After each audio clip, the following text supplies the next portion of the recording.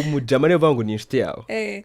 njye ninza gusura iwanyu 2 times nkaguhamagara kane mu cyumweru nta business njye nayo dupanga nta hantu ducuruza inyanya nta na shot turimo turategura gukorana not that something is something kano to Instagram DMs twa buri minota 30 man umutipe ari kugutereta ahubwo wenda ntago arimo arafunguka neza ngavuga ikimugenza ngabe straight nabyo tuze kubivugaho ntekeza ko no relationship ni byiza kabisa it's sweet to see people in love ntago ubona duhungu twayagaye turi gutera amavi urumva twohereza indabyo za 30 muricaye muri nko mu nama ukabona agatipe ubutipe mufite amatuzo ya no miji maranditse arimo arisetsa ko gufite rero bingaye sesha nta na 60 birimo ukabona umukobwa nta rwiyambitse arasuzugura se na nyina baramubwira ati ca hanga akabwira ati no naravugana na Shema nta kindi vuga urukundo nimba ari ikintu kiri mu businze bwinshi ahubwo bakwiye kujya barakuno bapima abantu inzoga bakabafishira ku ruhande bajya bapima n'abantu bari mu rukundo babafunge for some days so nkangije uko ambwira ngo girlfriend wanyu ufite uyu munsi iti nta muntu utamuzi Kigali namubwira ati baramuze ko suba baramufite you know kubera ko mfite uburenganzira bwanjye kandi ntabwo mfite insecurities you know ndimo ndarya kwisana abantu bose bamaze kurira you get what I'm saying ariko isana abantu bose baririyeho urayifata ukayoza neza ukayihanagura ukayitereka hariyo uzi muri restaurant ku masana yariyo n'abantu benshi cyane batandukanye you know so it's your decision as a man you have no insecurities you kuba mfite imyaka 28 30 ndi umukobwa mwiza ngaragara neza hari byinshi niteje mbe ko nta boyfriend mfite cyangwa se nta mufiance mfite ntibisobanuye ko bandoze ahubwo sometimes ukwiye kwisura nawe ukimenya ukamenya ikibazo ufite n'igituma ntateretwa cyangwa se n'ikituma iyo ntereswe bitamara kabiri ariko at 25 ukasanga umuntu ari ku level nziza yo kuba umuzimu ofete bahamagara abazimu nawe bamuhamagara you get what I'm saying kubera ibintu umuntu abarabonye kandi ko n'umwana muto ya mwiza w'umuhungu cyangwa se w'umukobwa ariko ibintu byose bye ni imibare kumutereta abakubara do you know when you're single umeze nk'umuntu ugeze kuri bife iteguye and you have to be like ndarya gatoki n'agasalade gakeya you get it when you rush into it uhita ufata ibijumba ukaba stuck n'ibijumba ukaguma n'ibijumba bikakuniga one day kikazaguhagama kigafunga n'ibihaho gapfa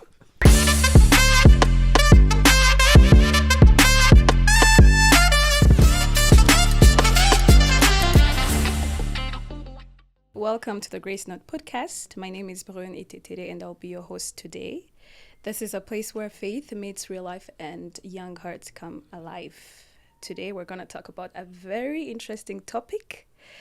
Singleness is not a curse. And with me, I have a very special guest. Ugiye kubibwira. Akatwibwira mara kutwibwira. We start our session today. How are you? But this podcast is always cool, you know. You people are chill. Ukuntu njya ntangira podcast nyemenya harimo ikibazo. I have to go back and revisit my way. Okay, my name is Shema Lion and I'm here today to discuss some very important things with Brune. It's a pleasure to have you here.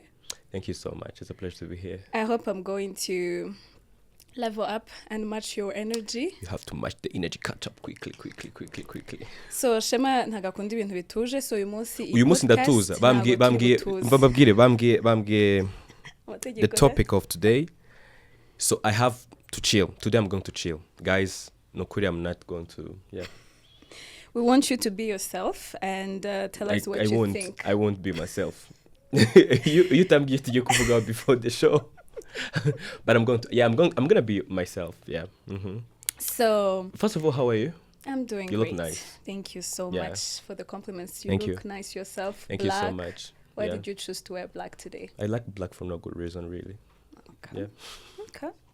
Nice to know. So before I introduce the topic of the day, we usually ask our guests, funny or interesting questions. Please. So today, what was the first thing you did in the morning? I woke up. After waking up? What did I do? I had a call with a customer. Oh, okay. Yeah. Nasanze yambuze, then I had to call back. Customers, it's Saturday, please. So the kind of work I do, it's everyday work. 24/7. I have to be If you had to change something about you, what would you change? A character, my physical appearance, or what? Physical character. I think I'm good. I think I'm good. Cut. You like yourself the way you are. Nothing more, nothing less. Yeah. That's good. Yeah. That's good. So, I don't want to take much of your time because we have a very interesting topic. You're going to talk through this topic. I have a lot of questions to ask you. I am the host today. I'm going to host you. Okay. But we're going to talk about singleness is not a curse. Gerageza translating mu Kinyarwanda.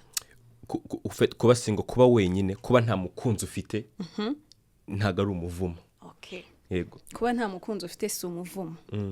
So tuye kubaza Shema kuri wowe kuba wenyine ubundi niki. Kuko sometimes there's actually a misunderstanding around what's actually being single. Cyangwa se who is even single. Because I might be talking to somebody, I qualify myself single. And sometimes also people say, as long as you're not married yet, you're still single. So to you, what's actually being single? Yes. So kuba wenyine kwanza mu Kinyarwanda numva twabishyizemo loneliness, and it's not really loneliness. Yeah. Being single, muri rusange, mbishize muri rusange, it's when you're not in a committed relationship. Okay. You get what I'm saying? Having a fiancé, you're not single. Having a like a marriage, ufite umugabo cyangwa umugore, ntago uri single. Having a boyfriend, you are halfway committed, I'll say, and halfway single, because anything, anytime can happen. Yeah. Okay. So you're not fully single. You have somebody. Uri muri talking stage, you are single. Okay. Uri muri situationship, you are single. Sibyo? So aho ngaho ni muri rusange. Ariko ku barokore. Twebwe we consider things when you ufite commitment ariko igaragara ufite bag ya fiancé cyangwa se uri married. Anything than that, you are single. Sad truth. Niyo reality. You having a boyfriend turagutereta da. Bacama barakomeza bagutama. I mean, aho naho turahagera kuko n'ubundi naho waba wambaye n'iriya bag cyangwa se naho waba turaza kubigeraho, hari ibintu bigezweho. Yeah. Okay, turabigeramo. Yeah. So, but before we go into being single, yeah, let's just first highlight, is there any importance of even being single? Cyangwa se before single, niki cyatuma njya kuba mba single? Ubundi zira state wijyanamo ni ibintu bigomba kukubaho bahaza nyine, utaguteguje. Ntekereza ko before you get in any kind of relationship, ubabanje kuba single. Tuvuka turabana, tukababana, tugakura, tu simplement nta byumye abasheri n'abashushu tuba turimo. Ntekereza ko ubuzima abantu benshi tuzi nzi neza ko duhuriyeho. Nuko twese rimwe twigeze kuba single. Ntago twese twigeze kuba mu relationship. Hari abantu bafite imyaka 75 batarakundanye, bataragize urugo, ibintu byinshi cyane bitandukanye, batarabinyuzemo byekenye na relationship, yeah? Ariko nibura buri muntu wese ku isi yigeze kubaho single. Yes. Twese tubanza kuba single. So single ntago ari ikintu wisangamo, ntago ari ikintu sometimes kuba single biri by default, as long as wavutse you are single. Tuno dupeti twose turi Faisali kwa nyiri nkwaya na za Sashka twavutse kuri Pasika, ejo ni Pasika. Okay, yeah, twavutse anytime, yeah. Twose turi single. Now when you're single, you're on the same state as my daughter. Who is 8 years old today. We'll talk about that. If you are single though, you might not be single. Exactly. How can you be single? You can't, yeah. But talking about that, personally, I don't see it that way. Because to me, hari singleness by default, ariko iyo ngiyo ngewe sinyita ntago nyibara. Yeah. Ntago nyibara. To me, kuri singleness, hari ikindi kintu nkunda kongezaho, singleness with purpose. Being single with a purpose. So let me introduce to what that is and what it looks like. Singleness with purpose. Yes. Urabona yuri ku defining yabana, at the end of the day they don't even know the difference. They don't know what love is, they don't know what singleness is. It's just like they're living life. It's nothing nagari kintu bagiyemo bazi ngo exactly what they're doing. Ariko once you start maturing cyangwa once you start growing up, noneho utangiye kumenya, oh, this is love, this is, this is somebody interested in me, do I give it a chance or do I not? Aho ngaho noneho ni when you take a decision probably of like holding back. So when you take a decision of holding back, hari impamvu ufite, afite impamvu zitandukanye. So that's what I call singleness with purpose. I'm single because maybe I haven't found the right person. Cyangwa se I'm single because I'm still searching, cyangwa se I'm still working on myself. Iyo ngiyo ngiye niyo valuing akoko as a person who is single. Yep. So hano single ko yabuze umuntu umutereta. Ego, nabyo. Ariko ari very babuze icyerekezo. Ariko ari very aware of it. Ndi single kwa ko nabuze umuntu. You get like umubajije why are you Akusubira wera mubuze. Okay, simbizi. It's very possible. Ngira. Urabona bibaho ko umuntu ashobora kubura umuntu nibura umwe. Cyane. Umutereta. Kuko urabona najya kwirogoza. Cyangwa nshaka abashumba bakankoraho imyuka mibi. So okay, nta muntu ndi kuniga ko ari single. It's not bad really. Okay. For me, it's not something that I'm a big fan of, but umuntu ashobora kubura umuntu nibura umwe umureba akayagara. Well, urabona kugira ngo considering yuko umuntu ari interested in you, somehow nuko uba aware of it, ko uyu muntu ari interested in you.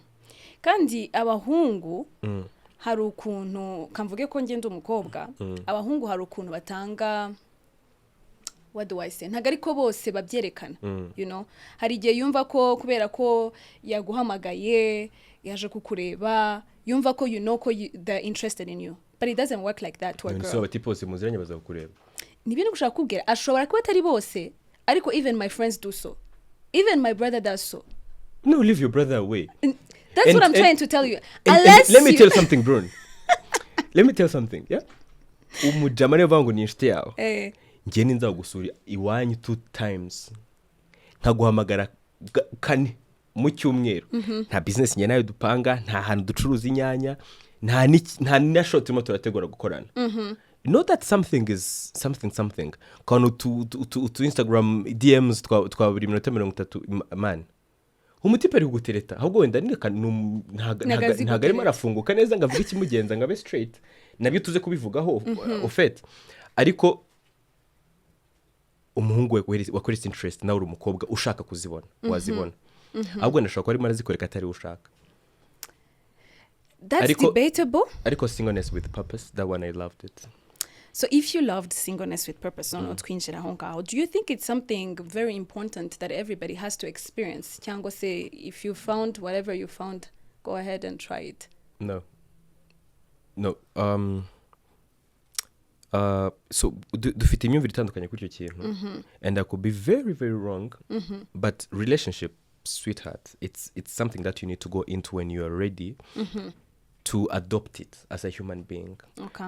Kubera ko mfite kuntu narezwe, mfite kuntu nakuze, mfite imyumvire yanjye, mfite n'intumbero zanjye. Uyu muntu ngiye gukundana nawe cyangwa se ngiye mu miteretano nawe ni umuntu ngiye gufata ukuboko tugakurikira inzozi zanjye, tugakurikira n'inzozi ze. Sibyo? Agaholdinga ibintu byanjye byahashize nanjye nka holding ibyiwe. Yes. So that means I must have a very huge room to adopt that character. No kwihanganira utu trauma two muri past cyangwa se no gufitinga muri plans z'ubuzima. Yes. You get what I'm saying? Yes. So being single kubera ko ufite impamvu nk'iyo yo kuba single, like with a purpose of what you want to do, what you want to get to in everything, it's good. Nta kibazo biteye, ariko nanone kumbwira ngo buri wese agomba ku experiencing a singleness with purpose nabyo ntago. I'm not really, if you feel like you're ready, you can go and have a relationship with, when the right person is there, the right time and everything, you can go for it. But nkuko Paulo yabivuze, Paulo yavuze ngo gushaka ni byiza ko udashaka kabyiza kurushaho, sibyo? Ntekereza ko no ku relationship ni byiza kabisa. It's sweet to see people in love. Ntabwo ubona duhungu twayagaye turi gutera amavi, urumva twohereza indabyo za 30 muricaye muri nko mu nama ukabona agatipe ubutipe mufite amatuzo ya muri gym aranditse arimo arisetsa ko muko gufite rero bingaye sesha nta na 60 birimo, urumva kandi shaka kurasa nk'umuntu nawe ubikora. Ngewe urwo rwego nararurenze. akabona umukobwa nta rwiyambitse arasuzugura se na nyina baramubwira ati ca ahangaha akabwira ati no ntaravugana na Shema nta kindi uvuga. Urukundo nimba ari ikintu kirimo ubusinzi bwinshi ahubwo bakwiye kujya barakuno bapima abantu inzoga bakabashyira ku ruhande bajya bapima n'abantu bari mu rukundo babafunge for some days. So it's good to be in love, and for me I enjoy seeing people in love. Really, I love it. You don't enjoy being in love? I've seen a lot. So let me tell you. Cut. I know I think I anticipate the end. Then it takes away the enjoyment of I don't know the beginning. Yeah, and the in between. But it's good to see people in love, and it's good to be in love. It's so sweet, but there's no free time you'll get in this life of living as in you enjoying yourself, plan for your future. Like, do big moves and quickly without somebody holding you, like strings that are attached, as when you're single. And when you analyze that verse, Power of Ugabiri, I feel like this guy was very smart. Yeah. Okay. So, oh no, ndi kubyumva. And we're talking about being single, so we're not yet in the love part. But now, you know what I'm gonna do? I'm gonna remove the part of purpose. Itaza kugitera abantu ubwoba akagati say if am I single with a purpose? Most of them they don't have purpose. Akatangira kubitekerezaho katubivaneho tubyoroshye to talking about being single. Just like you said, ni ikintu twese duhurizaho. You've been single, right? Yeah. I want you to tell us one thing you did right in your singleness and one thing you did wrong. Cyangwa say you learned from. Cyangwa say you would want somebody else to learn from.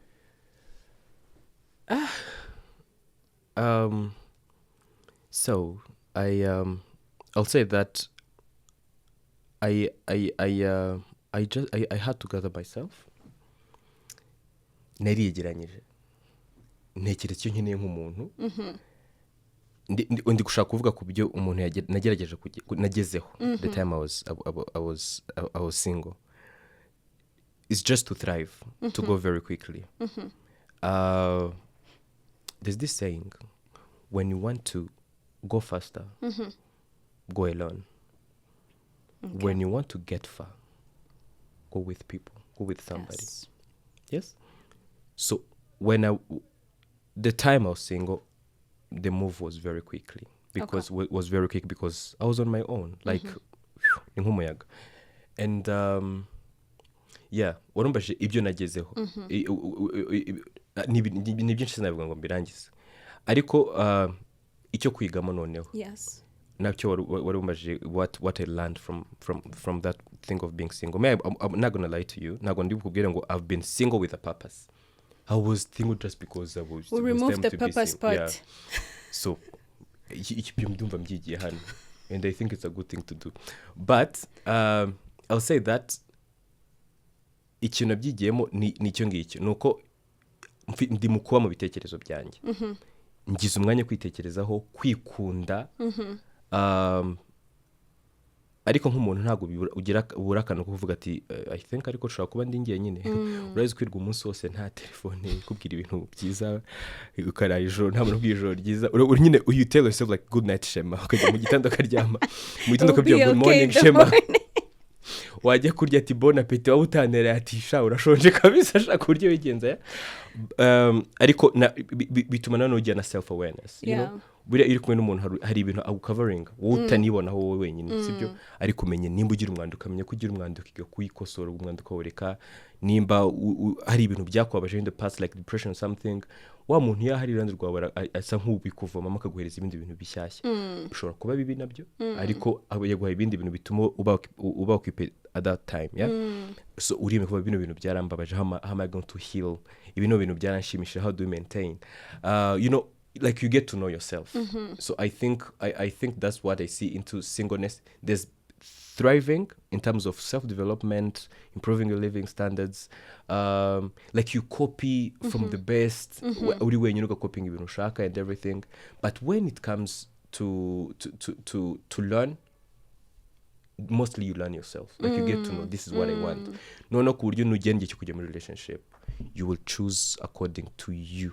Yes. yes and you make sure you choose icyo nawe uzabasha gusapotinga kuko relationships are not about yourself, it's about you both.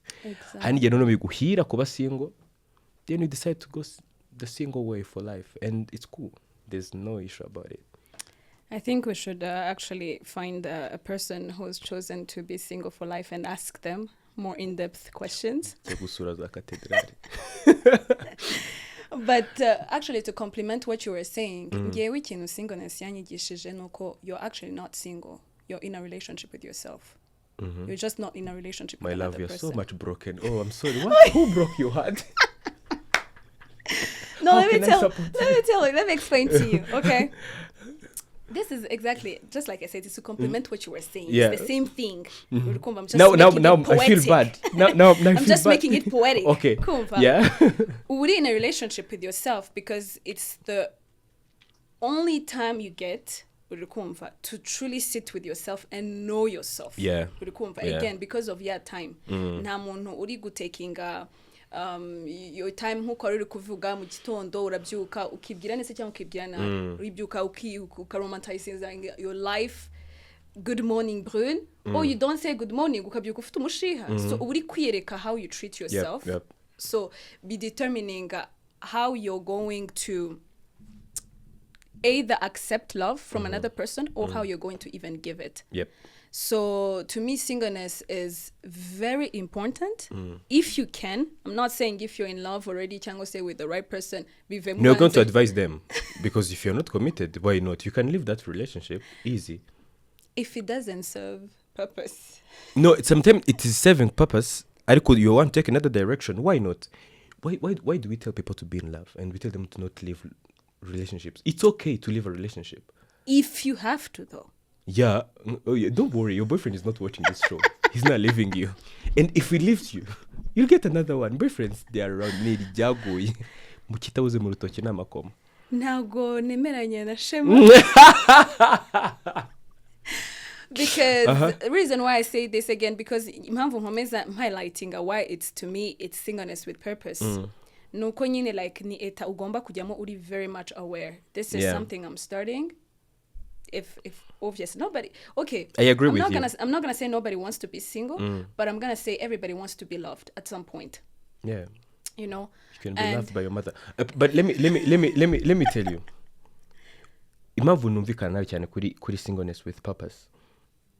Some people be single. Then their singleness become a very big wastage of time and the creation of future regrets. You get what I'm saying? Ugasanga umukobwa abaye single yarazi boyfriend we gusa niki within 3 months body count ye ni 10. Sibyo? And sometimes we're talking to people of our age, abaturuta n'abana bari inyuma yacu. So these are things that are out there. Yes. Abantu barasambana. So knowing that nta muntu uri guca inyuma. Yeah. Ukabiryamo sho. Sibyo? Yeah. Ariko uzi ikintu urimo urakora, urimo urarema ibintu uzicuza mu myaka 2-3 iri imbere. Aho uzara n'umutipe uri seriye, umukunde nawe gukunde, tugira amatika abantu b'intangaha. Nkaba mugeza ati Brine shere wawe. Hati Brine buriya nzimo kanakazimo. Atabaye umutipe uri firm, unafite you know everybody has a past, I'll say. Yes. Yes. So, nkanjye uje ukambwira ngo girlfriend wanjye ufite uyu munsi iti nta muntu utamuzi Kigali. Namubwira ati baramuzi ko suba baramufite. You know? Kubera ko mfite uburenganzira bwanjye kandi ntabwo mfite insecurities. Yeah. You know? So, abatipe benshi buriya bafite akantu ka insecurity muri bo. Kumva ko Brina ziranye na kana that means areba kana anytime yaza kisubiza ibye. You know what I'm saying? Cyangwa se ndimo ndarya ku isahani abantu bose bamaze kuriraho. You get what I'm saying? Ariko isahani abantu bose baririyeho urayifata ukayoza neza ukayihanagura ukayitereka hariya. Uzi muri restaurant ku masahani yariyeho n'abantu benshi cyane batandukanye. You know? So it's your decision as a man. You have no insecurities. You get, okay, ndumva nshaka kuba nagiye ahantu kure natandukiriye. Ariko singleness without purpose, it can ruin your future. It can ruin your time as a human being. Ubaho muri regrets nyinshi cyane. So it's very important that thing to be takeaway for people who are single today, who wants to be single. I mean, going in a relationship ntabwo imera gukorera cyangwa se iyi ngiyi imubereye wake up ko akavuga ati I think I need to step back a little bit and build up some stuff, but I need to do this when I'm single. Yeah. Yes. And we don't request you to break up with your boyfriend. You can just request them like a short time to go and rewind and rethink and revisit yourself so that you come back with enough of energy. Yeah.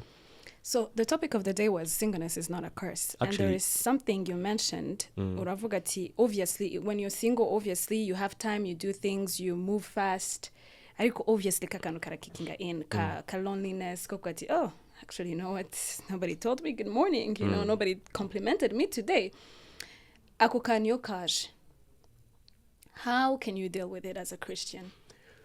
First of all, this is your topic, and I'm here, I'm your guest. Some things we don't agree, yeah? Okay. Singleness is not a curse. It's not. Singleness is a blessing at a point. At a point. Yeah. So at another point, it's not. I will say at a point because we all have imihamagaro. I'll say that, yeah? Nimba mpamagarika kugira famille.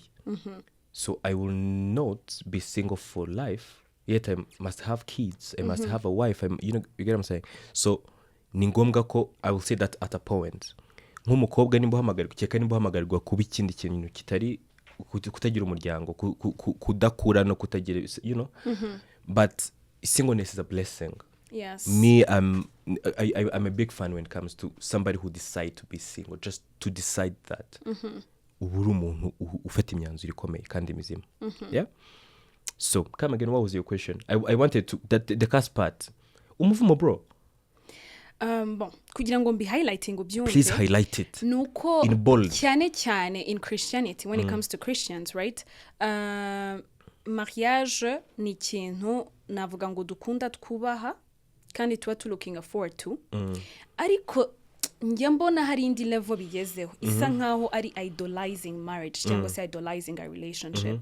Niba ntari nawe n'umuntu dukundana barandoze nibyo muri famille ni karande, it's possible. Ariko nako hari uburyo ki babi generalizinzemo, as long as you don't have somebody you're dating cyangwa se somebody who's very serious about you, then nyine it's a curse, you know.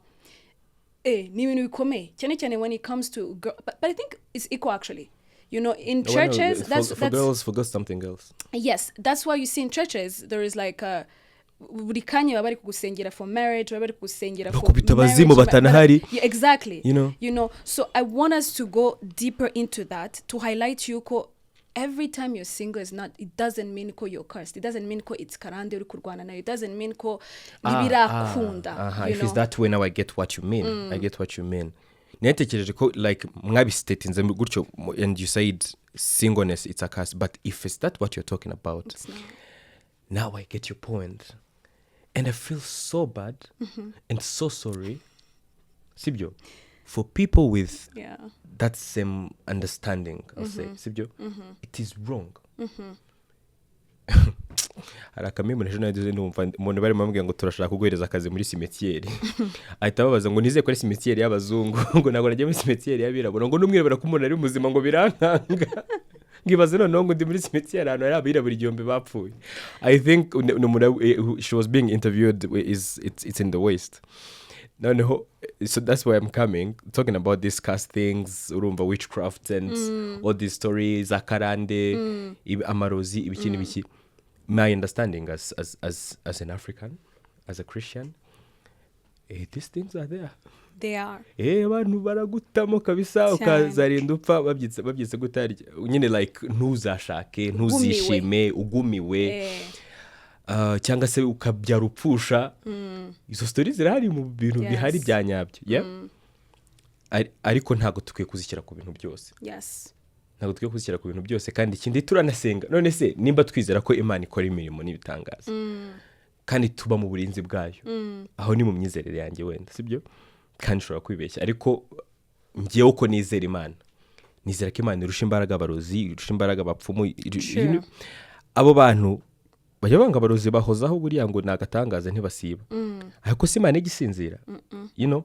So twizere ko tubona mu burinzi bw'Imana. Yes. kuba mfite imyaka 28 30 ndi umukobwa mwiza ngaragara neza hari byinshi niteje mbere ko nta boyfriend mfite cyangwa se nta mufiance mfite ntibisobanuye ko bandoze ahubwo sometimes ukwiye kwisura nawe ukimenya ukamenya ikibazo ufite n'igituma ntateretwa cyangwa se n'ikituma iyo ntereswe bitamara kabiri kuko birahari tugira uduce twinshi cyane abantu batabayinga for example ndavuga Shema n'umwibone ariyemera like everything's about him when he's talking to her girls like you know ngewe wacu papa twari indege dufite piscine mu cyumba cyanjye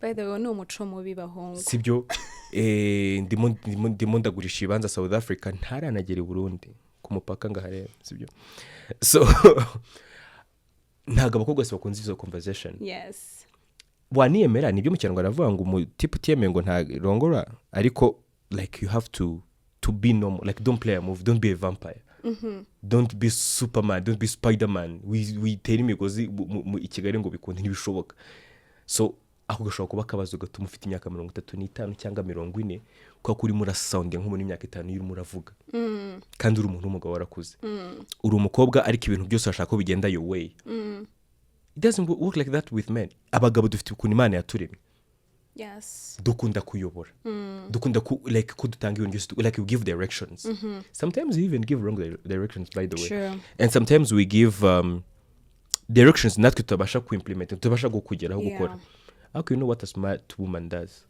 it's a blessing to have a man who gives direction actually do you know that because they're meant to be leaders yes ariko umugabo for him to go and get there they need also a woman uri decisive uzi kumufasha neza uzi kumuchallenginga in a respective way cyane cyane ko umugabo ntabikubwiye gusuzuguye kubwiye kora ko nyine arimo taking responsibility it's very funny umukobwa akubwiye ati this guy is full of himself he thinks is yashagwa n'umutipu this guy never take decisions so now ugategeza uri hehe where are you in the middle you know yes so for me I think cyane kubirije kwita tubyihutisha ku level ya kasi ushobora kufite ikindi kibazo gituma udateretwa cyangwa se gituma utarambana abantu akenshi baranateretwa akenshi baranateretwa Bruno abakobwa barabatereta ndanicenda nabyibutse ko banabatereta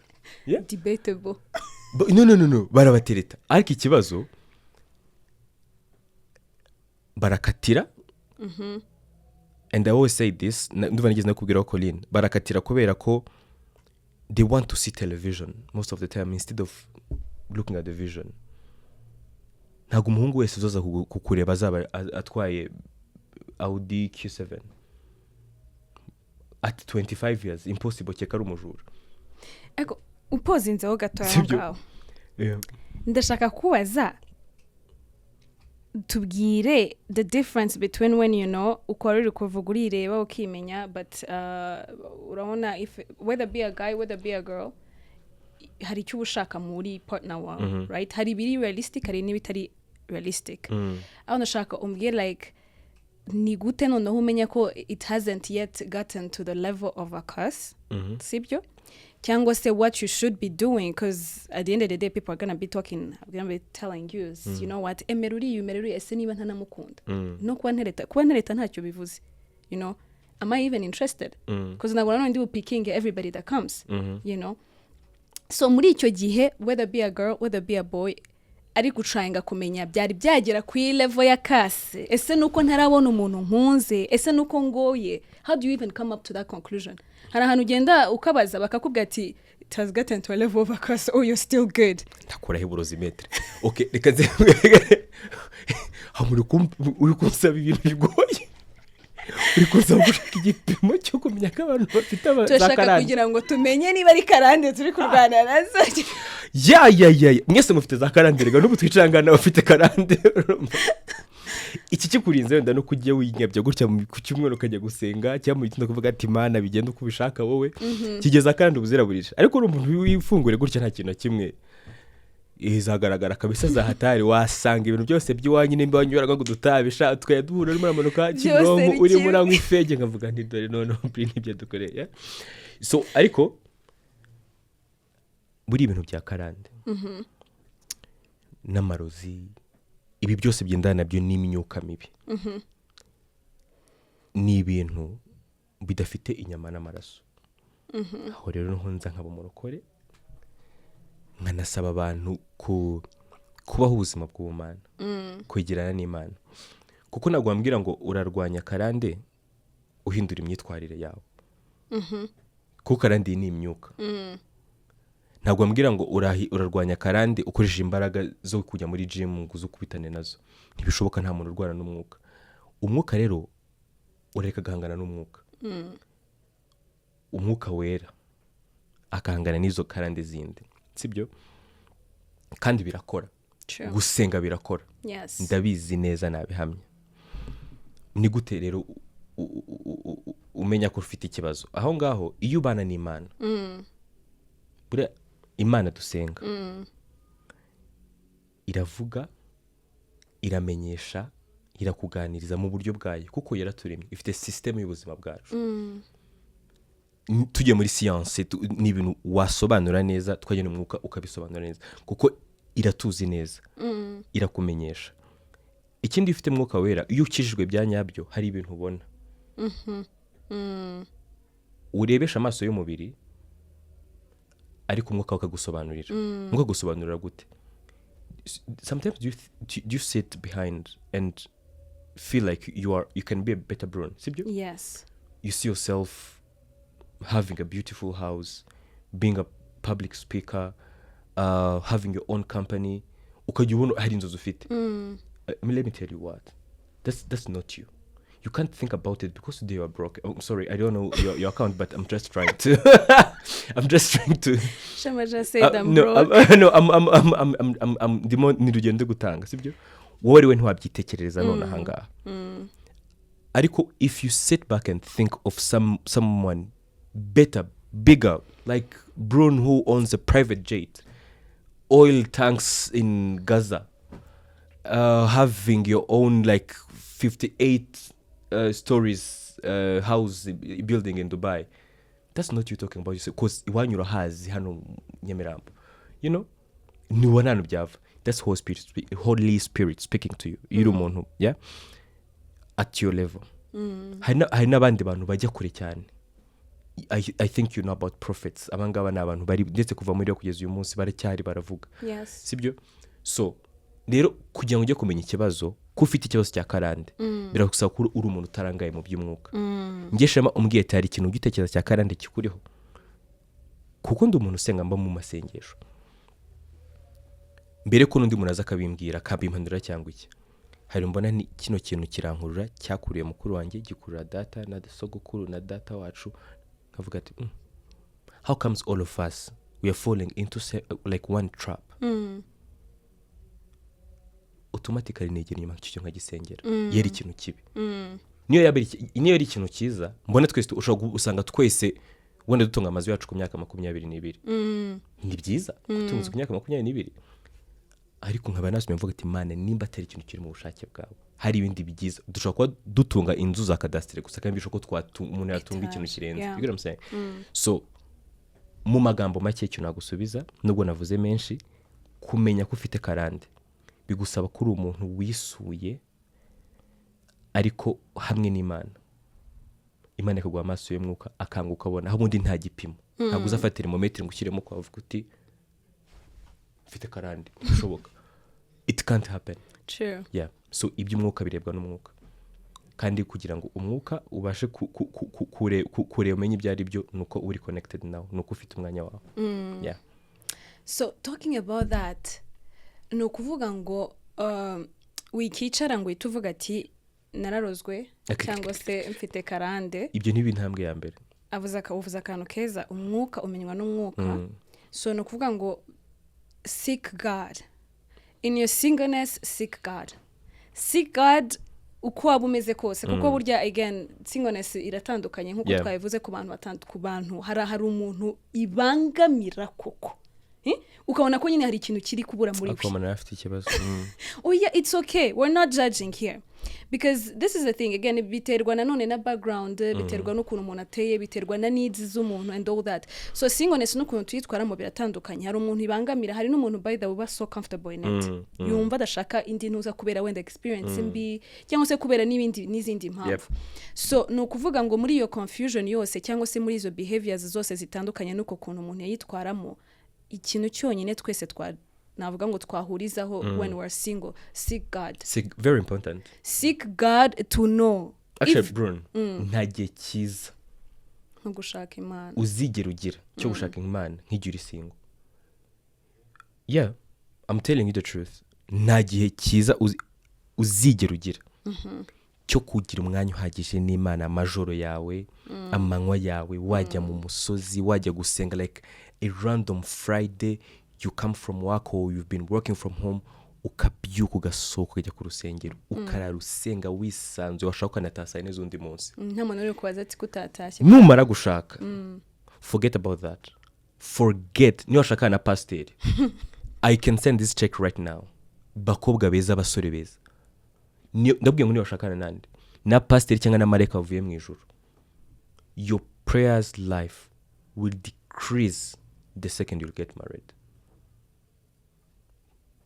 Very interesting. You'll be busy.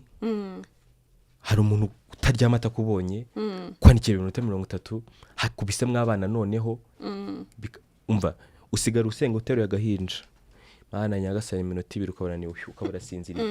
Amasengesho y'umusore bwawe no mukume bwawe aragutunga kubera ko niyo nashatse. Ntago uzi mistakes wakoze mu gushaka. Ushobora kubwira ko ushatse a blessing kandi ushatse prayer point.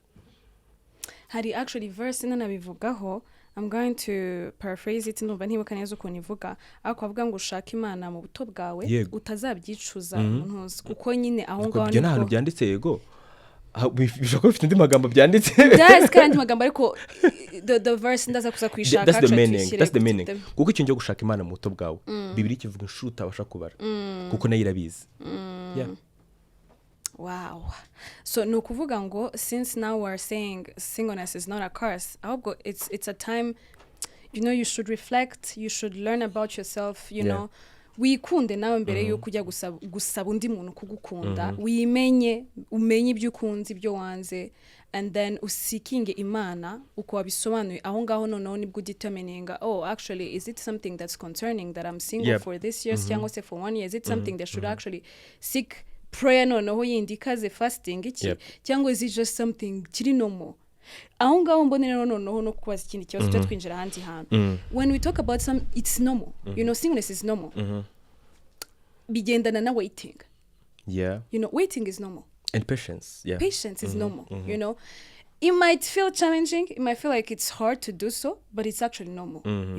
So when you're single, it's not just even, urabona muri uko kuba single hari igihe akenshi kubera pressure cyangwa se kubera n'uwo muntu atanabishoboye, atazi ubuzima bwari wenyine, ashaka kwirushinga, ashaka kwisabotaginga. So uwo ari we wese uje nashaka avuga ati ahitamu completing I love you too. Ataranahinza n'ijambo kugira ngo gusa yirinde kuba muri iyo state yo kuvuga ngo I am labeled as single.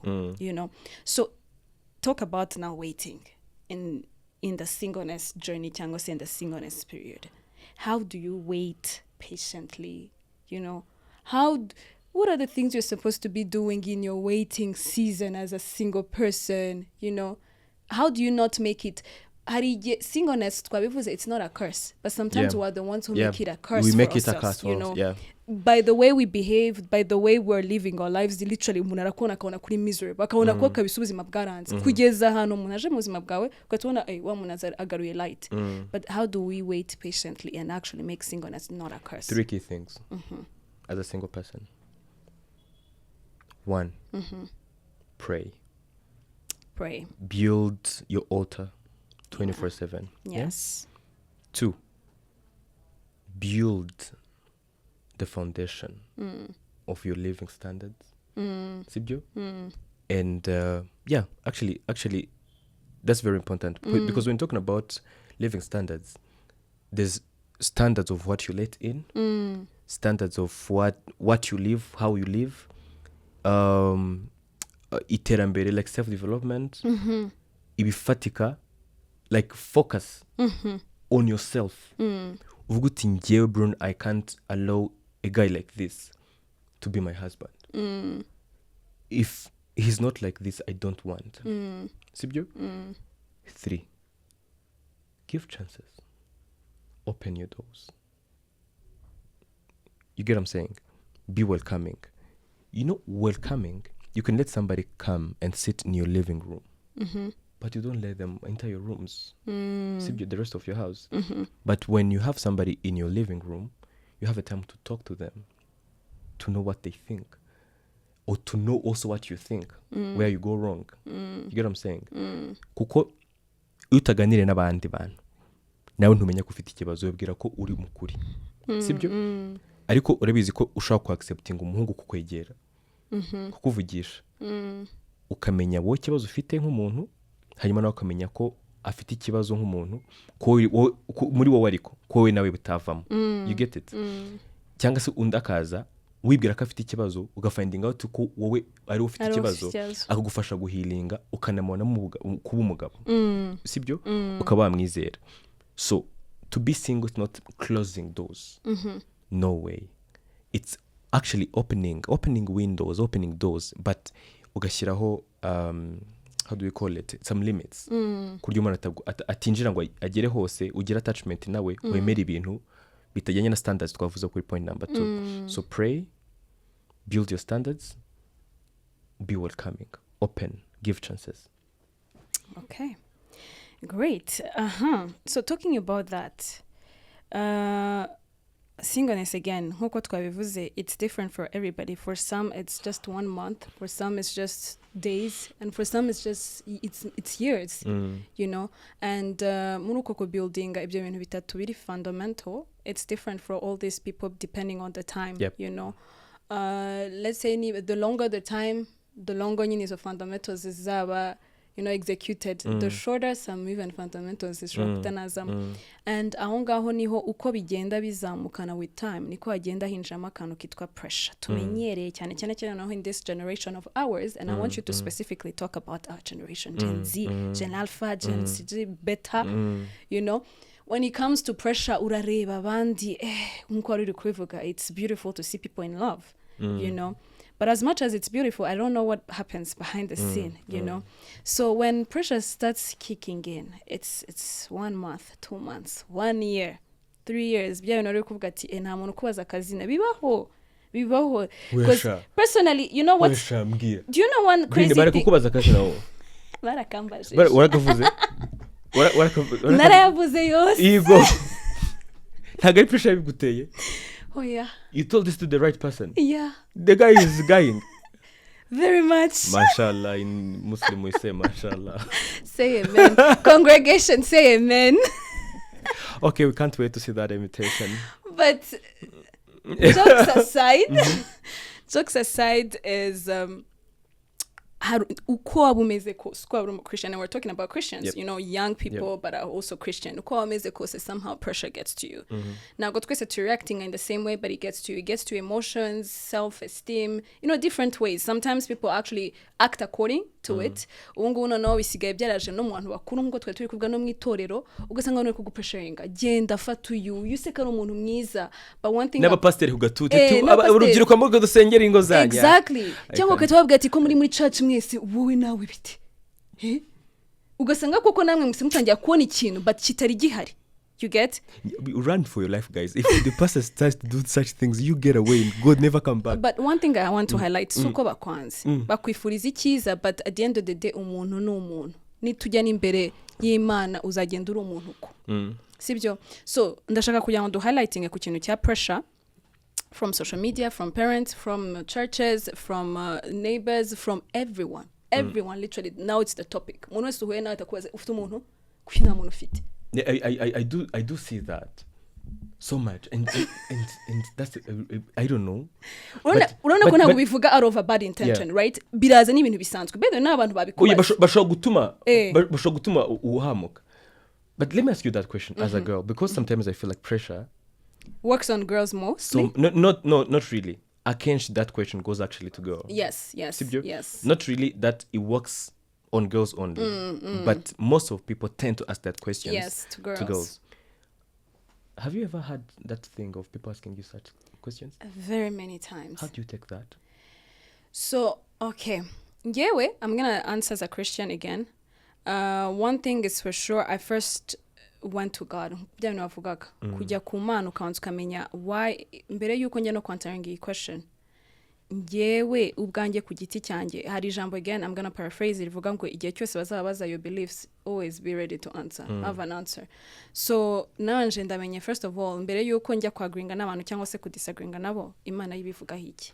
You know, to first know what exactly God wants from me in this state cyangwa se in this season. So the moment I know God is on my side, if we're being single, God is like, be single. Aho ngaho niho ngenda kwansweringa wa muntu with boldness. Ntago completely nako ntago igihe cyose mubwira ati you know what Imana ngiye yarambwiye ngo I have to be single iki cyose ntago abantu babyumva bagira n'umusazi. Ariko iyo boldness nandwa banabisobanukirwa again. Ariko iyo boldness ituma koko uba firm yo kuvuga ngo icyo ndimo ndakizi.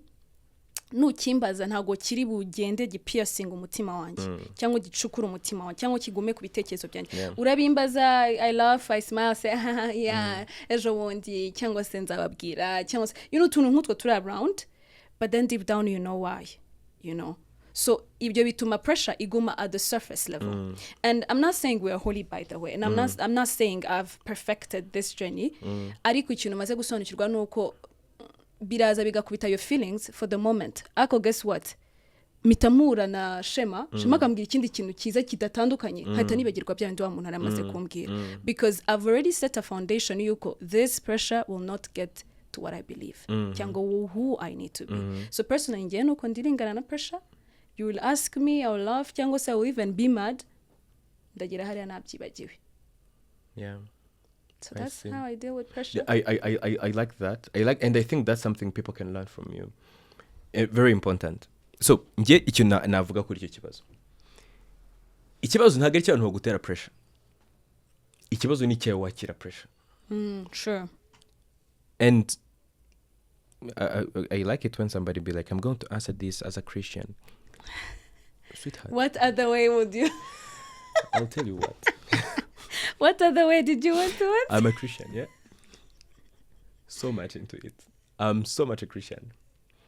But we talk to people whom would love to have them as Christians. And mu by'ukuri nibyo byadushimisha kandi bizanacamo abantu benshi unyuba uko umuntu ugenda ukora ibintu bigufitiye umumaro. But this generation really need God. But it needs also godly people who knows how to talk to them in simple words. Not in Matayo gatanu handitse ngo yes arahari. Like you need to chill and speak to them with, of course, with boldness, understanding what we're talking about. Ariko kanabiyegereza nyine nkuko Kristo yemeye kuza mu isi kambara umwambaro w'umuntu akagendana n'abantu kugira ngo abacungure. Sibyo? So I'm going to answer this, of course, as a Christian, but also ubuzima uko bumeze kuko turabizi bivuga mu mazina yabyo uko bimeze. Ntago umuntu gutera pressure zabura. It's not actually about relationships only. Not it's about at everything all. In life. Hari abantu mwiganye uyu munsi ushobora kukubona akavuga ati Yesu ebri nageze kuri televiziyo niki cyatuma ngiye njya kuri televiziyo. Yeah. Hari abana mungana muri quartier uyu munsi batwara ama Land Rover Defender kandi utwara Kia. Sibyo? But you made it there and you still working, maybe sininzozi zawe cyangwa sinacyo wagomba ariko kuko ayitwara usumvugize pressure gushaka kuyitwara. Sibyo? Hari abantu of your age ubuzima bwabo no gutravelinga, they enjoy you know flying. Wowe indege wagiyemo yarigirira Rusizi. Shoko nagiye muri ya India yaguye mu gishanga hari yagirwa mu gihe parika mu gishanga. Cyangwa utaranayijya mutazi ku kibuga kuntu hasi. Mu kibuga uzi hano hanze inyuma hano basezerera abantu. Wibaza mwimbero kagira ngo si mu nzi isanzwe. You get what I'm saying? So pressure ziri mu mpande zose zitandukanye z'ubuzima bwacu dufite ibintu bidutera pressure byanadukoresha amakosa ariko buri agakora andi makosa ariko ntukora amakosa yo kujya muri relationship na marriage kubera pressure yeah True. icyo kintu ugikoze under pressure You regret. ari saying twize kugira like sometimes back ariko ni ibintu twakoreshaga abantu bino bintu biharawe byo gutanga amapasi yo mu nsengero usa nk'umupasiteri abigiyemo Brain Singo Shema Singo kandi bose barasengana akagira uburyo agenda bihuza bikanangira mwakundanye mugashakana nyuma y'imyaka 2 mugatandukana so ibyo bintu byagiye biraba cyane mu macaca hano mu Rwanda no hanze actually biracyaba God forbid sibyo so bakavuga ngo these people they met by prophecy and they get divorced by deliverance. You get what I'm saying? Okay. Bahujwe no guhanura ariko bakuriye deliverance basanga koko ahubwo bakwiye gutandukana. You get what I'm saying? Yeah. So it's very important to not take pressure uko yihawe. Pressure can give you ideas. Yeah. Think about things. True. Take some good decisions and everything. Ariko pressure nagomba gusunika kuba umuntu utariwe cyangwa se gukora ikintu utagambiriye. It's very important. Yes. Kandi nutagera nto gutera pressure mu buzima bwawe nawe uzaba ufite ikibazo. Uzaba uri umuntu uri ignorant. True. Sibyo cyangwa bibera muri denial y'ibintu byose. Ibyo nabyo cyaba ari ikibazo. But I always tell people to elevate their level of emotional intelligence. To know how to take things. Yeah. Ibintu bigere. Maybe nshaka gushaka Bruno.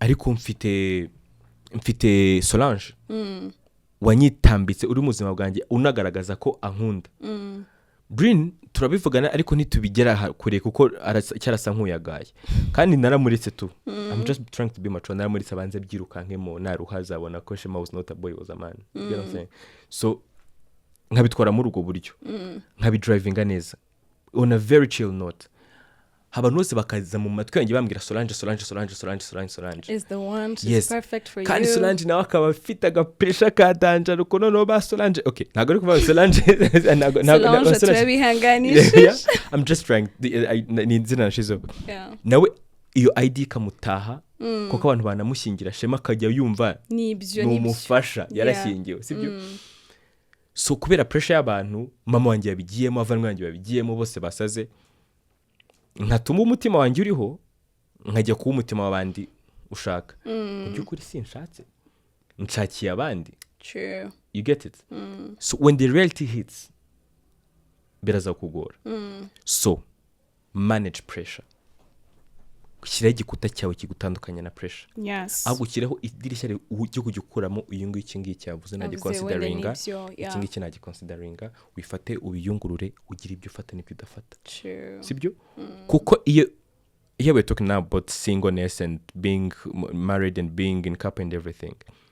When you're in the room of two, you and your partner, nta wundi muntu uri mwaho hagati. True. Iyo inzu irimo irava munyagirwa mwenyine.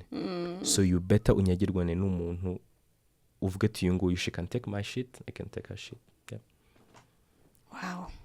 So one other thing we're going to talk about turi kwegereza ku musozo because this topic is very vast and there's so many things we can talk about. Yeah. But one other thing I want us to talk about is healing. And how do I want to relate that with singleness? Urabona nyine muri singleness sometimes you can also be navuga ngo biased to think you're waiting for someone. But actually there is actually another person who's also single. Cyangwa se maybe in a relationship I don't know who's waiting for you. Nukuvuga ngo they're waiting for Bruno muzima. As much as I'm single, ndi kuvuga ati oh my god, I'm waiting for a guy who treats me like this, who's a Christian, who nyine nkagenda nkakora liste. Hari n'undi muntu hariya nawe uri gukora liste yawe y'uwo wifuza. Kandi ushobora kuba utarahinduka we. You get? So singleness is not just about waiting for someone. It's also knowing there's someone waiting for a better you. You know? And that's when you start a healing process. Because healing from what? There's something you have to heal from to be a better person. Some of us we born better. So this is the thing. What are you going for? There is ignorance. There is not knowing. No, bro. Some of us were born better. We ain't don't gonna need know healing. ish. Oh my God. So they can get it when it comes to healing. What am I going to heal from? That's what I'm going to say, right? You know what I'm going to heal from? Let me explain to you some Brune. of them. You're not gonna Are you tell sober? us. Okay. You're not gonna tell us here, live. That's a kumwaza behind the camera. No, it's okay. No, shoot your shots. It's fine. let's drag this. No, obviously I can't know what everybody's going to heal from, but I'm just gonna say generally, kumva, there is past relationships. Yeah. Right? Iyindi waravuyemo. Those And are as much crazy. as urabona hari ukuntu muri no generation hari ukuntu dusigaye dukora ngo we just broke up, we're friends, right? Ariko at the end of the day, there is a piece of you they took. There is a piece of them you took. There is something, kuba byararangiye nuko nyine hari ikintu cyabaye, and it's not just that. Nkuko wabivuze tuba twararerewe in different backgrounds, tuba dutekereza ibintu bitandukanye. Even our adulthood ziba zuzuyemo different things, circumstances, Stories. and all that. And ibyo bintu byose nyine hari n'akantu batwigisha church bari kutubwira ngo you even have to heal from your list. Zino liste tuba twaravuze ati I want somebody who's like this. Ibyo rero kuvuga not necessarily that kubera ko hagiye kuza haza like opposite. Yes, nkuko rero kuvuga ntabwo necessarily hazaza umuntu kugutereta akaza ari ku driving a Range Rover naza agenda n'amaguru. Njyewe uri kumva personally ku giti cyanjye, Yeah. there is also healing from urabona when you live in your own world, you create your own world. Yeah.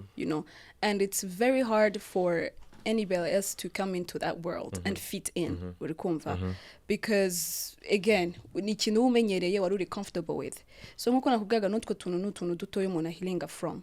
So the moment Brune avuze ati, you know what, okay, actually this is now time to leave this comfortable zone. uri kumva I have to heal from ako kantu kose. Healing from Brune wari usanzwe amenyereye kwikorera ibintu byose. Brune wari usanzwe amenyereye kuba niba navuga ngo independent, there is no one I have to tell my things. It's me and only me, utwo tuntu twose dutoya I have to heal from them. Yeah.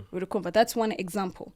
Another example is uko kuntu the more usettinga ntuze ya kabiri ikintu cyose ku isi naje kubona ko kigira a good side of it and a bad side of it. Cyangwa se let me not call it bad, let me call it challenging side of it.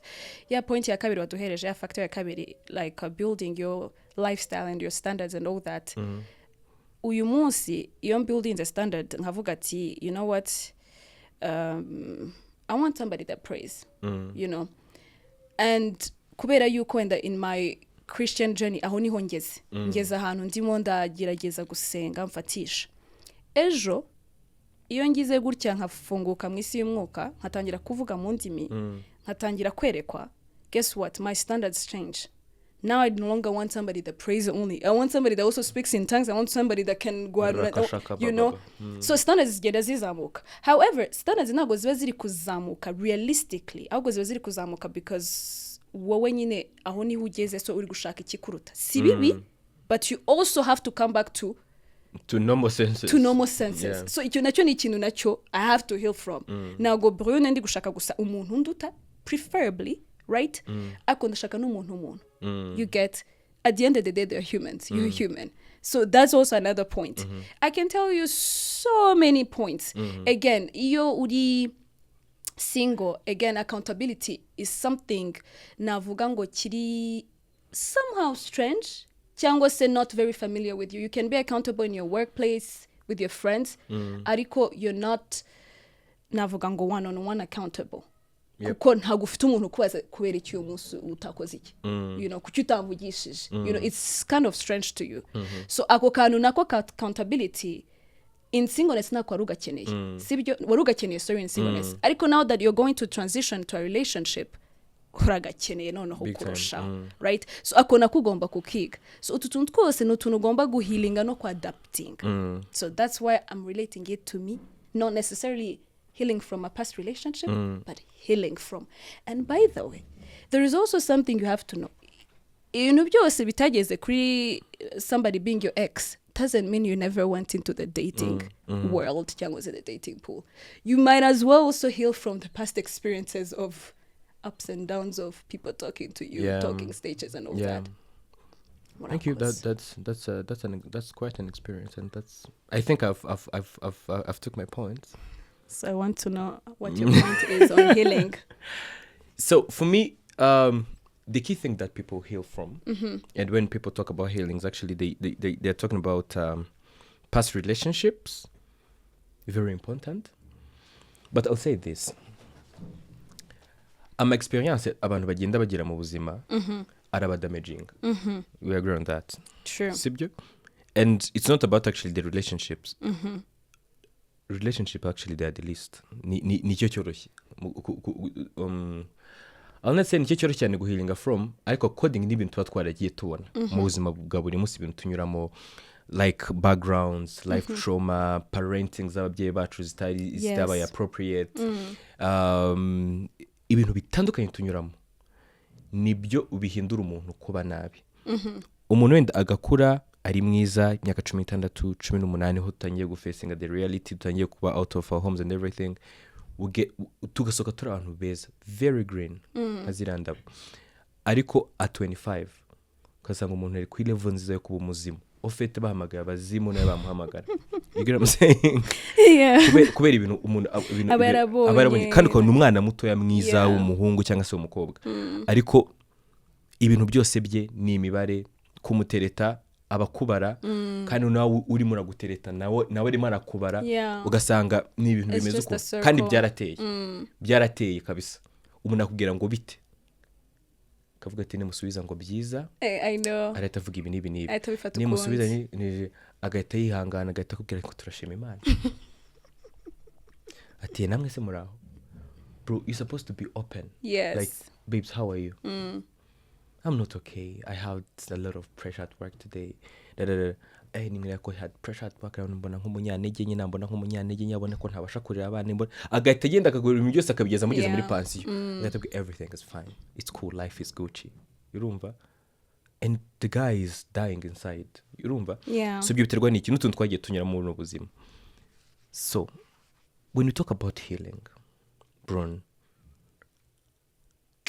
I don't take it as healing only. I take it as like work on your maturity. Sibyo? Kuko ibindi byose bisigaye, there will be everything that will hurt you buri munsi. Uziko no muri byigeze kuririmba ngo buri munsi ujyana n'ibyago byawe. Nkira ibintu ejo hashize, uyu munsi hajemo ikindi kintu gishyashya. True. So ibyo waruvuze mu kanya byo kumenya ibintu byinshi bitandukanye byagiye bikugora, ngomba kubanza guhilinga nkashyira ku murongo. Kubihilinga mu by'ukuri ntago wabihilinze, ahubwo wagize ku rwego rwiza rwo kumanaginga igikomere byaguteye. Sibyo? Ku buryo ugira space y'ibindi bikomere. Ngiye ni nkabwira ibintu ndakubwira like reality. Ibintu bihari. Yeah, true. Kubera ko burn, if you think that your husband is going to be the answer of everything in your life, or in your like ubonye mesiya, ugiye gutangira gukomereka bushyashya. Umushuti yanjye mutipu uri kutureba hanga, nimba bwira ko umugore wawe cyangwa se umushera ufite uyu munsi mugiye kuzabana, mugiye muri committing aho, naho ari ugiye kuba igisubizo cy'ibintu byose byakubabaje. Like narakize, narahilinze, byararangiye, nzanye umuntu mushyashya, ubuzima bwanjye bugiye kuba bwiza kurushaho. Ushobora kuba ari bugiye gutangira gukomereka bundi bushyashya kubera ko uwo nawe ni umuntu uzanye burdens ziwe. So what you need to work on, what we need to work on as young people who are getting married, who are getting into commitments in terms of relationships, who are growing up, we elevate our level of maturity. Sibyo? Tuzamure maturity mu Kinyarwanda nayita gute? Mumbabarire kubabaza kino kibazo. I think I know maturity barumva cyari cyo. Sibyo? Guca iryenge. Guca ubwenge k'izina ry'Imana abanyarwanda babyumva hano b'imyaka yacu ni bake. Mu magambo make mumenye ubwenge. Yes, so yego. So maturity yawe ibaye elevated, urabasha kumva ko ibintu byakubayeho mu gihe cyashize ni ibintu bibaho fast uvuga ko si wa mbere bibayeho si wowe wa nyuma si wowe nyine byabayeho umutima wawe uwushyiremo amahoro wige ko izo liste twavuze wahoze uvugaho like girls make lists bro verse zaburi yose akayandika avuga ati umutipe muremure wewe wize muri Canada ufite ubwenegihugu bwa Congo twataho bukwe mugufi w'inzobe ubyibushye w'Ikanombe urumva everything against twagerayo tukajya tureba ati ko Brini niko udashobora gushaka opposite y'ikintu twese twatekereza akagiye gushaka sibyo kubera ko bitubwiye none ukagenda ubwabyo n'ukwe bwawe burimo akubitiye n'abantu twagendanye nayo tukuzi neza uburimo ariko tukajya tubona uri kurira tukajya muri murarizwa nuko usize mama wawe kumbe urimo urareba umugabo wawe ukavuga ati ariko ndari gushije man ariko mva umutipe akavuga ati ndashaka kubwa keza akaba yarafite umukobwa yagusobanuriye mu by'ukuri agashaka umukobwa mwiza kuko abakobwa ni beza n'abahungu ni beza bose uko basa bose ni beza ariko ugasanga ikintu ndimo ndavuga umuntu yatubwiye azashaka ugasanga ashatse umuntu bitandukanye kabisa cyangwa se ashatse n'igihe gitandukanye ibyo byose nibyo ni ibikomere bigenda byongera so ikintu mo ndavuga ibyo wavuze by'ibikomere ndabyemera healing process ndayemera ariko mu by'ukuri twibije ukuri it's not about you healing kuko when you have a scar ukagira inkovu ugize igisebe ugize inkovu nubwo bajya hari amavuta baje ngo barazisiga n'iki ariko ntabura akantu kagumaho sibyo so ibyo bintu rero biba like nibyo ushingira hubaka ibiri imbere ntuba ugitungurwa n'ibintu byinshi cyane ufite nicyo bifite mu muntu yahirinze uvuga ati ibi ndabizi bibaho actually bikaba byanaza ukareba uburyo uca ku ruhande ntibugukubite ngo byongere kubaze nka mbere ariko nuko elevating a level ya maturity nta kindi. Great, thank you for that insight. So dusoza urabona nyine ko twavuze kuri singleness twavuze ibintu byinshi bitandukanye kandi byose ndumva bifite umumaro and twaranjije nizere ko at this point aho uri umutima wawe watuje nkuko shema ko bizatubwira umutima wawe waturishije wumva yuko niba uri single utari single because it's a curse. You're very much blessed. Use that time efficiently, use it effectively, use it, you know, it's a good time to use. Before we move, like nk'umukobwa ufite 35 ntari tuke ku babyeyi keretse udasenga. So let's try to put a light on these things. How did you get there? How did you allow it to get to 35? Can I just answer that? You're not 35. No, I'm not talking to you. Can I answer that? It's not allowing things to get there. Kuko ntago tuzi uyu muntu kinashaka. Naga abantu bose rega bashyuhiye gushaka. Kandi nabwo abantu bose priorities zabo ari ugukunda. So why is she sad? So wake up. Wake up, get coffee. Drink and be confident. You made it in life. Shema yavuze ngo go to Kivunoir. If you're 35, that means, let me tell you, that means you did your masters already. You drive a car of your dream. You know. Or maybe not. No, tuvuze ku bantu bamwe. Sibyo n'uruhande rumwe turimo turavugaho. Look at yourself. Reba abakobwa mwabi mungana bashatse. They are just there. They are home, some of them, cyangwa se some of your friends. I'm trying to remind them very important things. Yeah. Of their worth. So, hari ibintu wagezeho. Wowe, let me speak about you, Sandra. But look at Benita. She's there. Lingering around. If the husband don't do anything, nothing will go on. Hano baraza kunyanga, but yeah, that's the reality, yeah?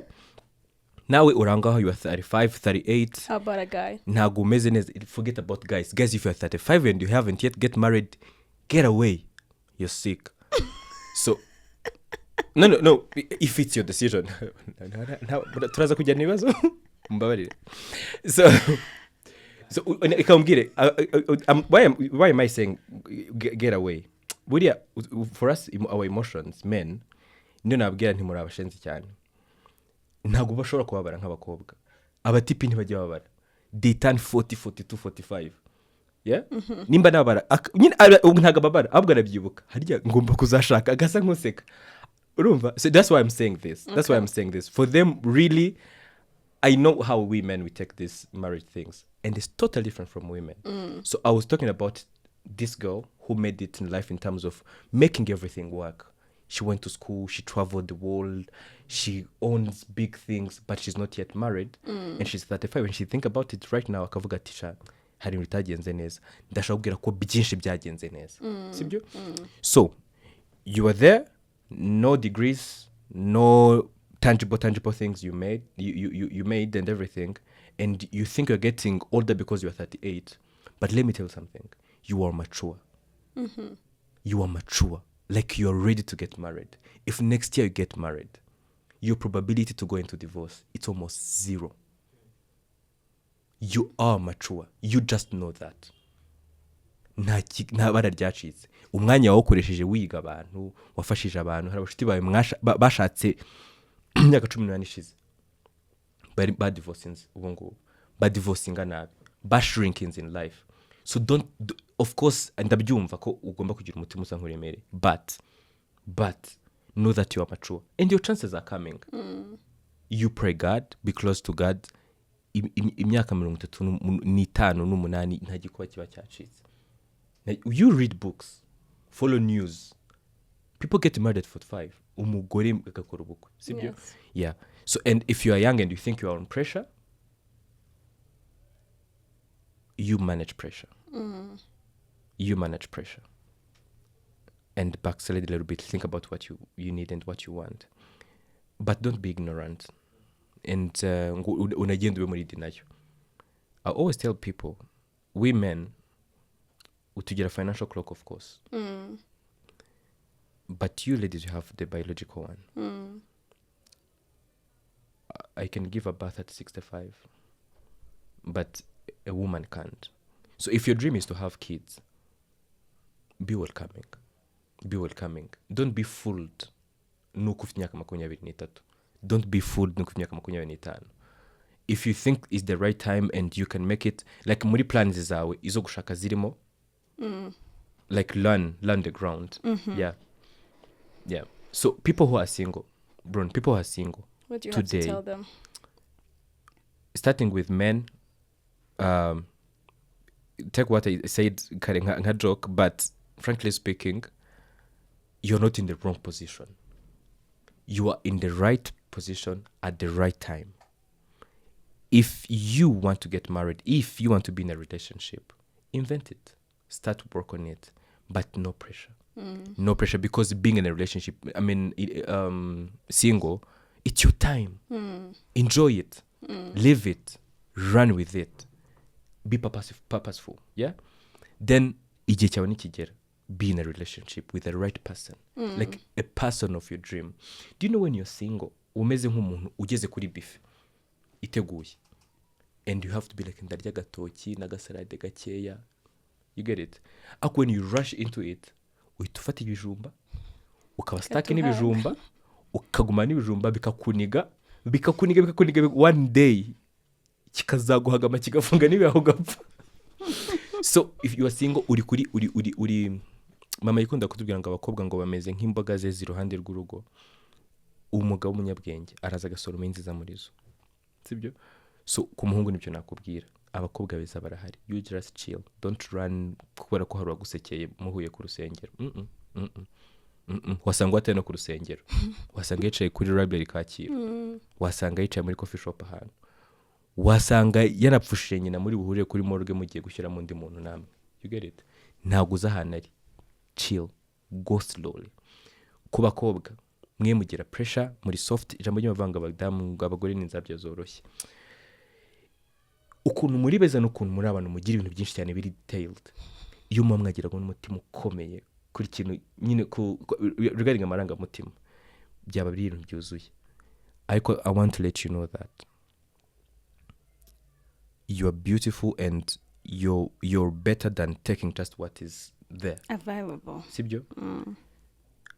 Chill, give it time, and look into the proposals that are coming your way, or and I'm going to say this boldly, or if you have somebody that you love, make them love you. Topic for another day. Thank you, Shema. Truly thank you for your insights and your advices. But ladies and gentlemen, this takes us to the end of this beautiful discussion, which I think needs a part 2. Yeah. Do you agree or do you not agree? They will tell us. You will tell us niba munyuzwe cyangwa se nimukeneye part 2. We were talking about singleness with it's not a curse, and truly it's not a curse. Wherever you are, just aim higher, chill, in Shema's words, and wait. And don't just wait for anything. Wait for godly relationships. Amen. You know, that's truly what you deserve and nothing less than that. Now, tuje kuri segment yacu ya nyuma, which is fun. Tugira fun in Christ we vibe. Naga segment kacu. In Christ we vibe, I feel like we're going to dance. Is it that? You can dance. We'll give you time to dance. Oh, no. Ladies and gentlemen, we'll let Shema dance. No way. No way. But we ask you like just fun questions Please. to get to know you more. Please. So right now, ufite seconds to dedicate a message to whoever you want. Use To this whoever I moment. want. Yes, use this moment to shine. I think I will send this to my girls, my 2 daughters. Okay. You people are my world. I love you so much. You're beautiful and wise and very important to the community and to me. Iyi message uzashaka ukuntu yankadra bazajya bahora bayireba babyibuke bamenye yuko hari aka message kabagenewe kuri televiziyo. Yego. And then the second question is, what's something about you that people don't know that you would like them to know? My anger issues. Wow. Not anger. Like sometimes I can be an angry person. People think that because I'm always smiling and everything. Najya ngira umujinya, ngira amahane menshi. Okay. Mbimenye vuba. What is self-awareness? Mbirimo ndi kubikoraho. I've been taking my time to learn about that. Yeah. Great. And last question is, now, what is something people know so much about it but actually is wrong? Menshi uvuga ati urabona ukuntu tureba umuntu tukavuga ati uriya muntu ameze gutya, but actually most of us are wrong. That I'm a very happy person. I'm a very happy person. Yeah. Hey, you're not. Ladies and gentlemen, ngiye gukorera therapy. No, you need healing. No, it's not about healing. I'm going to be like, because you're just there. Okay. And you have to smile 24/7. People think on hani kibazo na kimwe. Oh, okay, yeah. okay. So that's the way. Okay. Okay. And last but not least, if you were to ask me a question, what would you ask me? Numbazi ikibazo gikomeye ndahita nkatinga because I have that. This is the issue. This is the issue where the host like. It's a pleasure to become. Apart from God and praise and everything, what that one thing that you can't live without? One thing I can't live without food. And I'm being honest, guys. Indasi yo guhahirwa. Niyo guhingirwa. Niyo guhingirwa. Thank you so much. Thank you so much, Bryn. It was so much a pleasure to be here today, and I'm always delighted to see your invitation. And next time I have to invite you on Chime In. Very, very important. We're pleased. There's some few things I want to take lead because you led me a lot today, and I didn't like it. We're very much pleased for that invitation. Soon. So say bye to bye, guys. We'll see you next time. Bye. Remember to do what? To subscribe. And comment and share. And what again? Like. And like. Very important. Like this. Thank you so much. Bye. Bye. Yo, man.